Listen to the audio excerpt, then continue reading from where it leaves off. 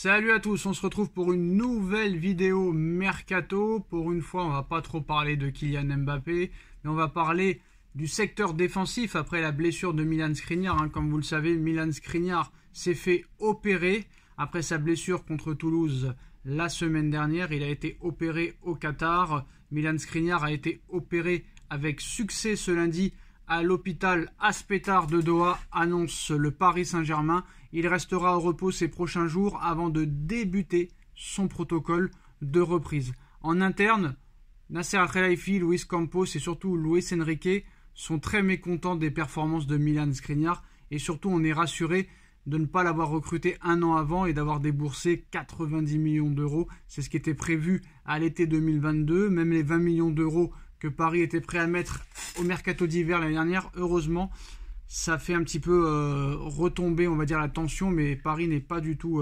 satisfait des performances de Milan Skriniar. Et l'objectif, ce serait déjà de le vendre l'été prochain, tout comme Donnarumma, s'il n'apporte pas satisfaction dans les 5 prochains mois.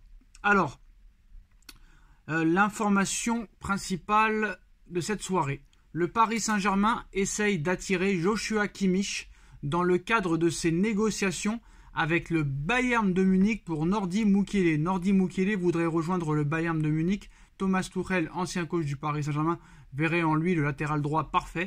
Néanmoins, les chances de réussite sont extrêmement minces pour le moment. Kimmich ne cache pas en privé et en interne qu'il ne dirait pas non à une expérience à l'étranger avant la fin de sa carrière. Information Loïc Tanzi.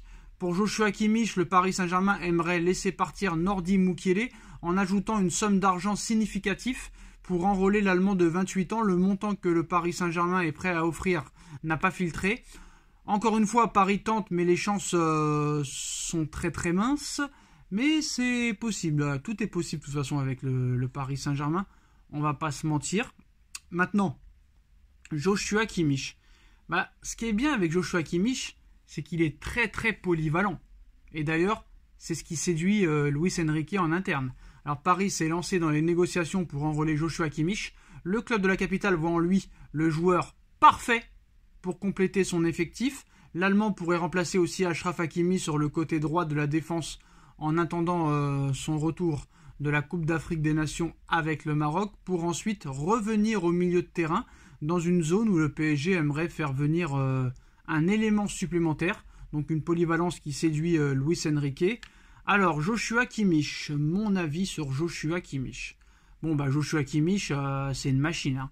On va pas se mentir, voilà, c'est un monstre. Donc, s'il vient au Paris Saint-Germain, c'est sûr et certain que c'est beaucoup moins cher que Bruno Guimaraes, même si pour moi, Bruno Guimaraes au milieu de terrain, ce serait parfait. Il est assez jeune, il est dans la force de l'âge, comme on dit. Il peut jouer latéral droit, milieu de terrain, donc ça c'est une polyvalence très très bonne. Il a 28 ans, il va avoir 29 ans au mois de février. C'est sûr que ce serait pas mal. Ce serait vraiment vraiment pas mal. Après, il n'a pas beaucoup joué cette saison. Il a joué 11 matchs en Bundesliga. Il a joué 2 matchs en Coupe. Il a joué la Super Coupe. Il a joué 5 matchs quand même en Ligue des Champions, donc ça va. Il n'est pas non plus mis de côté. C'est vrai que ce serait pas mal.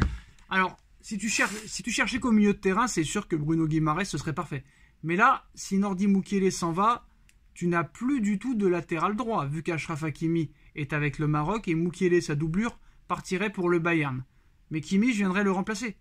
Et Kimmich pourrait jouer au milieu de terrain. Et Kimmich est aussi bon en tant que latéral droit qu'au milieu de terrain. Et ça, c'est parfait pour le Paris Saint-Germain. Donc je pense que Paris devrait faire un effort sur Joshua Kimmich. Nordi Mukiele plus 25 ou 30 millions d'euros. Je pense que ça pourrait faire peut-être plier le Bayern de Munich. Maintenant, je pense que quand même c'est compliqué de laisser partir un joueur comme Joshua Kimmich. Surtout en plein milieu de saison comme ça, où le Bayern ne domine pas la Bundesliga à l'heure actuelle, où le Bayern a un 8e de finale de Ligue des Champions. Ça paraît quand même très très très compliqué. C'est sûr que si tu mets 116 millions pour activer la clause de Bruno Guimaraes et que Guimaraes veut venir, là c'est sûr et certain que c'est beaucoup plus facile. Mais là, ça risque d'être compliqué. Donc voilà, les pistes s'enchaînent, hein. Manu Koné, Bruno Guimaraes et maintenant Joshua Kimmich. Parmi les trois, quand même, c'est vrai que Joshua Kimmich, ce serait vraiment pas mal. Ce serait vraiment pas mal. Parce qu'il est vraiment polyvalent. Alors, j'avais promis de ne pas parler de Kylian Mbappé, mais il y a de nouvelles informations, hein, sur le dossier Kylian Mbappé. Kylian Mbappé dévoilera sa décision concernant son avenir avant le match aller face à la Real Sociedad, a annoncé Daniel Riolo hier sur RMC. Le match se jouera le 14 février prochain, donc c'est-à-dire dans un peu plus de 5 semaines. 1 mois et 1 semaine. Voilà, c'est ce que Riolo a dit. Bon, Riolo, il a tort, il a raison, il a tort. Maintenant, si Mbappé ne donne pas sa décision avant le 14 février, on sait très bien que maintenant Riolo a 1 mois et 1 semaine pour essayer de trouver une excuse au cas où Mbappé ne donne pas sa décision avant le match de 8e de finale de Ligue des Champions. Est-ce qu'on peut prendre ça au sérieux? Je ne sais pas. Maintenant, tout est possible. Maintenant, c'est vraiment la guerre de la presse. Chacun veut avoir son petit scoop. Tout le monde veut avoir un petit peu raison. Donc, on verra ce qui se passera. Mais c'est vrai que si vraiment c'est une information sérieuse, le dénouement est proche. Après, il ne faut pas oublier aussi que l'équipe, il y a quelques jours, avait annoncé que le feuilleton ne durerait pas des mois et des mois.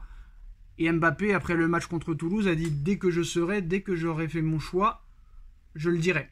Donc moi, si je mets un petit peu la logique et le bon sens, si Riolo nous explique que Mbappé va donner sa décision avant le match de Ligue des Champions contre la Real Sociedad le 14 février prochain, ça veut dire que Mbappé va annoncer qu'il prolonge. Parce que tu ne peux pas annoncer avant le match de la Real Sociedad que tu quittes le Paris Saint-Germain pour le Real Madrid ou un autre club. T'imagines la tension.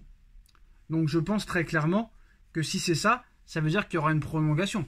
À moins que Mbappé n'ait pas peur de jouer sous les huées, sous la bronca, sous les sifflets du public.